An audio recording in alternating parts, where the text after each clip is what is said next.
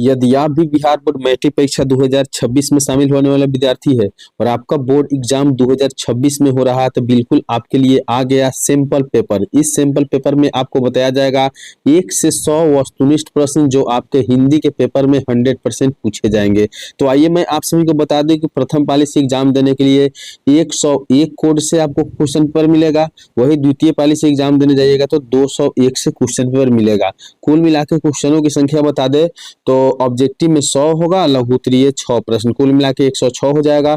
हिंदी के पेपर के लिए 3 घंटे 15 मिनट का समय दिया जाता है। यह पूरे 100 नंबर का पेपर होता है। आप सभी को बता दें कि जितने विद्यार्थी एग्जाम देने जाएंगे ना, सबसे पहले ये जानना जरूरी है कि खंड अ से आप सभी के बीच वस्तुनिष्ठ प्रश्न होता है और वस्तुनिष्ठ प्रश्न की संख्या कितने होते हैं, 100 होते हैं। जिनमें से किन्हीं 50 प्रश्नों का ही उत्तर आपको ओएमआर शीट में देना होता है। तो अगर चाहते हैं कि आप सभी विषय का तैयारी अच्छा तरीका से हो तो इस वीडियो को आप कंप्लीट जरूर देखिए, क्योंकि ये बाबू सैंपल पेपर है। सैंपल पेपर से ही क्वेश्चन आपके एग्जाम में पूछे जाते हैं। तो 4-5 सैंपल पेपर देख लीजिए और उसी से क्वेश्चन पेपर आपके एग्जाम में आने वाले हैं। तो आइए हम आगे बढ़ते हैं और आज का क्लास का पहला प्रश्न देखते हैं। दिया हुआ है कि द अनटचेबल किसकी रचना है। द अनटचेबल किसकी रचना है, याद रखिए कि यह रचना 4 ऑप्शन के साथ इसी तरह एग्जाम में पूछा जाएगा। 4 ऑप्शन रहेगा जो देख पा रहे हैं, इनमें से कोई एक ही ऑप्शन सही होता है, याद रखिएगा। तो इस प्रश्न का सही उत्तर हो जाएगा भीमराव अंबेडकर, यानी द अनटचेबल किसकी रचना है, वो भीमराव अंबेडकर की है। ऑप्शन सी आपको करना है। तो 4 ऑप्शनों में सी को ही कलर करना है, याद रखिएगा, जैसे बताया जा रहा है उसी तरह से।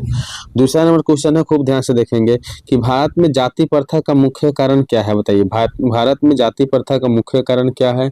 तो जाति प्रथा का मुख्य कारण बेरोजगारी है, याद रखिएगा। ऑप्शन सी बिल्कुल सही उत्तर हो जाएगा। 3 नंबर क्वेश्चन है कि मूक गायक क्या है। मूक नायक क्या है। तो मूक नायक याद रखेंगे कि मूक नायक एक प्रकार के जो है ना, वो आपका पवित्रता है, क्या है, सॉरी पत्रिका है। मूक नायक एक पत्रिका है, याद रखेंगे। ऑप्शन बी बिल्कुल इसका सही उत्तर हो जाएगा। 4 नंबर क्वेश्चन है कि 20 के दांत शीर्षक कहानी के कहानीकार कौन है। तो 20 के दांत कहानी के कहानीकार कौन पूछा जा रहा है 4 नंबर प्रश्न में, याद रखें कि नलिन बिलोचन शर्मा। देखिए भले इस क्लास में बताए हुए 100 ऑब्जेक्टिव प्रश्न को आप नहीं देखिए, लेकिन कम से कम 50 से 60 प्रश्न भी देख लेते हैं तो निश्चित रूप से आपके बोर्ड एग्जाम में 20 से 30 प्रश्न रहने वाला है, ये मेरा गारंटी है। आपको ऐसे नहीं हम बता रहे हैं कि आप वीडियो देखें, ऐसे वीडियो 4-5 सेट देख लीजिएगा, निश्चित रूप से आपको दूसरा कुछ पढ़ने की जरूरत नहीं होगा। 5 नंबर क्वेश्चन है कि 20 के दांत पाठ की विद्या है। तो 20 के दांत पाठ की विद्या क्या है। तो 20 के दांत की पाठ की विद्या जो है वह एक कहानी है, याद रखेंगे। ऑप्शन डी सही उत्तर हो जाएगा। 6 नंबर प्रश्न है कि मदन के लिए क्या खाना मामूली बात थी। मदन के लिए कौन सा ऐसा खाना था जो मामूली बात थी। तो मार खाना मामूली बात था, क्योंकि मदन हमेशा मार खा लेता था। ऑप्शन बी सही उत्तर हो जाएगा। तो यदि आप चाहते हैं कि इस तरह के लगातार वीडियो देखते रहे तो आप इस YouTube चैनल को सब्सक्राइब करके इस वीडियो को लाइक जरूर करिएगा। और आपको बता दें कि सुबह 6 बजे और वही शाम 7 बजे आपको इसी तरह से वीडियो मिलेगा, जो 10 से 15 मिनट का वीडियो होगा, जिसमें पूरे इंपोर्टेंट सैंपल पेपर का क्वेश्चन आपको बताया जाएगा। आप सभी को बता दें कि रात 8 PM से लाइव क्लास चलता है, जिस लाइव क्लास में आप लोग जरूर जुड़ेंगे। तो आइए 7वां प्रश्न देखते हैं। दिया हुआ है कि गिरधर लाल किस वर्ग की प्रतिनिधित्व करता था। तो गिरधर लाल किस वर्ग का प्रतिनिधित्व करता था, याद रखिएगा कि निम्न मध्यम वर्ग का प्रतिनिधित्व करता था। ऑप्शन सी बिल्कुल इसका सही उत्तर हो जाएगा। 8 नंबर क्वेश्चन है नृवंश विद्या का संबंध किससे होता है। नृवंश विद्या का संबंध किससे होता है, याद रखिएगा यह मानव विज्ञान से होता है। किससे होता है, मानव विज्ञान से, यानी ऑप्शन डी हो जाएगा सही। अगर आपके पास देखने के लिए टाइम नहीं है फिर भी कोई दिक्कत नहीं है, आप ऑडियो के माध्यम से भी सुनकर सभी प्रश्न को याद कर सकते हैं। 9 नंबर क्वेश्चन है कि हकरस क्या था। बताइए हकरस क्या था। तो हकरस एक जो था ना, वह वनस्पति वैज्ञानिक था। ऑप्शन बी इसका बिल्कुल सही उत्तर हो जाएगा। 10 नंबर क्वेश्चन है कि मैक्स मूलर का जन्म कहाँ हुआ था। मैक्स मूलर का जन्म कहाँ हुआ था, याद रखिएगा जर्मनी में हुआ था। ऑप्शन ए बिल्कुल सही हो जाएगा। एक छोटा सा लाइन है कि कल करो सो आज करो, आज करो सो अब, क्षण में प्रलय हो सकता है, बहुरी करो वो कब। तो बिल्कुल ये मत देखकर टाल दीजिए कि इस वीडियो को हम बाद में देखेंगे, चाहे इससे फायदा नहीं होगा। देखिए कौन से क्वेश्चन एग्जाम में पूछा जाएगा ये आपको अंदाजा नहीं है, लेकिन हम लोगों को अंदाजा है। तो आइए 11 नंबर क्वेश्चन को देखते हैं। दिया हुआ है कि नालंदा विश्वविद्यालय की स्थापना किसने करवाया था।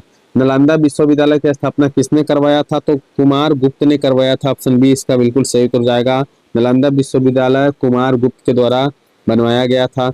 12 नंबर क्वेश्चन है कि दारिश नामक सोने को सिक्के से भरा घड़ा किसे मिला था। तो दारिश नामक सोने के जो सिक्का का घड़ा था वो किसको मिला था। तो 12 नंबर प्रश्न का याद रखिएगा कि यह वारेन हेस्टिंग्स को मिला था। किनको मिला था? वारेन हेस्टिंग्स को मिला था। ऑप्शन सी बिल्कुल इसका सही उत्तर हो जाएगा।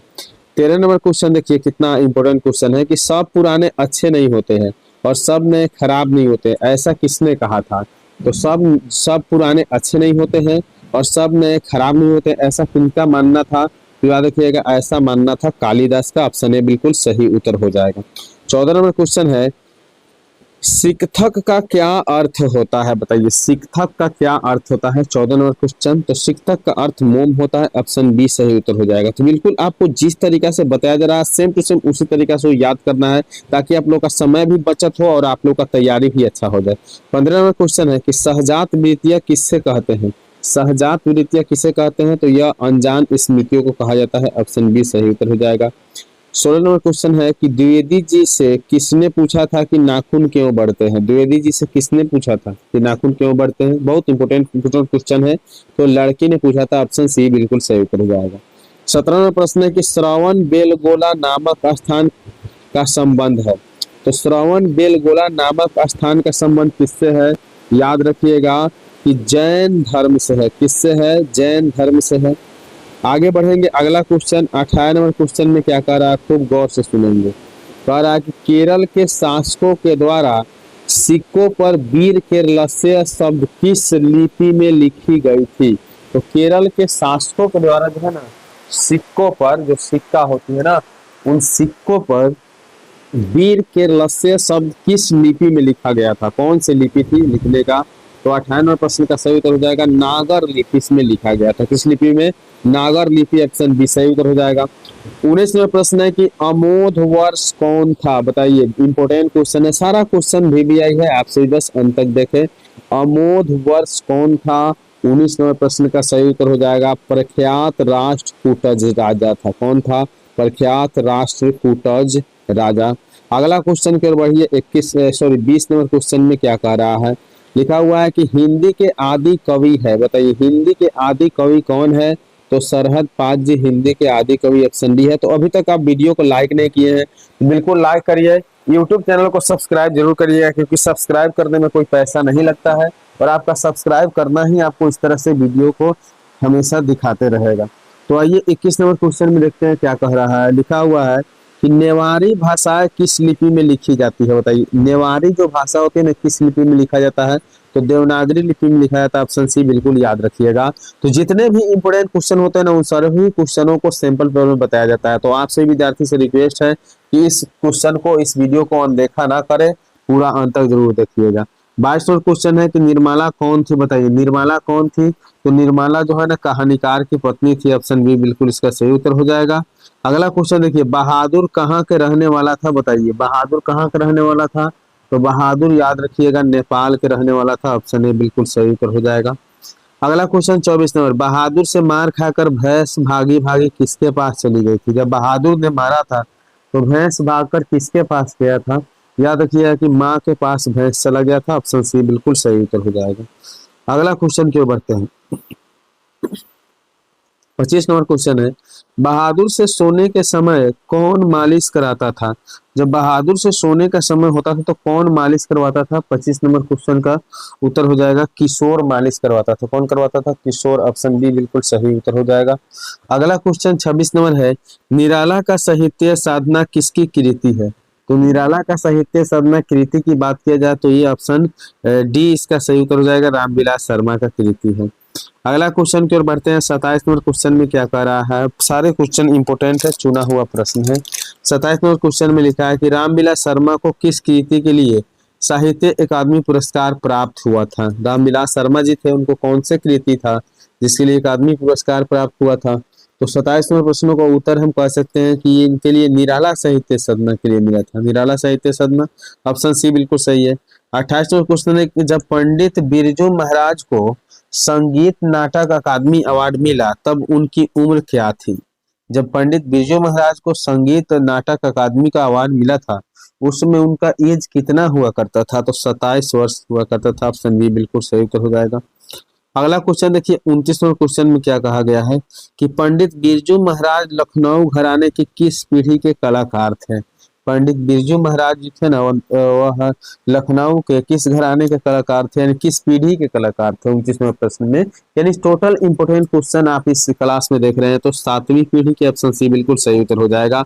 तो अंत तक देखना ही आपके लिए भला होगा, क्योंकि ये ज्यादा लंबा वीडियो नहीं होता है और इससे आपको बहुत बेनिफिट मिलती है। तो 30 नंबर क्वेश्चन है, बिरजू महाराज ने ठुमरिया किससे सीखी? तो बिरजू महाराज ने ठुमरिया किससे सीखी थी? याद रखिएगा कि आमा से सीखी थी, ऑप्शन डी बिल्कुल सही उत्तर हो जाएगा। 31वां क्वेश्चन है कि अविन्नो में 19 दिनों के प्रवास के दौरान लेखक ने कितने गद्य की रचना किया था? तो अविन्नो में जब 19 दिन रहे थे ना, तो उस समय इन्होंने लिखे थे कुल मिला के 27 गद्य की रचना किए थे, ऑप्शन ए सही उत्तर हो जाएगा। अगला क्वेश्चन है, अविन्यो क्या था? तो अविन्यो जो था ना, एक प्रकार की ईसाई का मठ हुआ करता था, ऑप्शन सी बिल्कुल इसका सही उत्तर हो जाएगा। अगला क्वेश्चन देखिए, अविन्यो किस नदी के किनारे स्थित है? टोटल इंपोर्टेंट क्वेश्चन रखा गया है। अविन्यो किस नदी के किनारे स्थित है? तो रोन नदी के किनारे स्थित है, ऑप्शन बी बिल्कुल सही उत्तर हो जाएगा। इसलिए कहा जा रहा है कि इसमें क्या, अगर आप 50 प्रश्न भी देखिएगा तो 20 प्रश्न निश्चित रूप से एग्जाम में रहेगा। 34वां प्रश्न है कि मछली और गोश्त कौन खाता है? मछली और गोश्त कौन खाता है? तो याद रखिएगा कि मछली और गोश्त कौन खाता है? तो पिताजी खाते हैं, ऑप्शन सी बिल्कुल सही उत्तर हो जाएगा। अगला क्वेश्चन देखिए 35 में, मछली कहानी के लेखक कौन है? मछली कहानी के लेखक विनोद कुमार शुक्ला जी है, ऑप्शन ए बिल्कुल सही उत्तर हो जाएगा। तो सारे प्रश्न इंपोर्टेंट है और ऐसे वीडियो तो हमेशा आप देखिए, तो इस वीडियो को लाइक करके यूट्यूब चैनल को सब्सक्राइब जरूर करिएगा। 36वां क्वेश्चन है कि मछली लेकर कौन भाग गया था? बताइए, मछली लेकर कौन भागा था?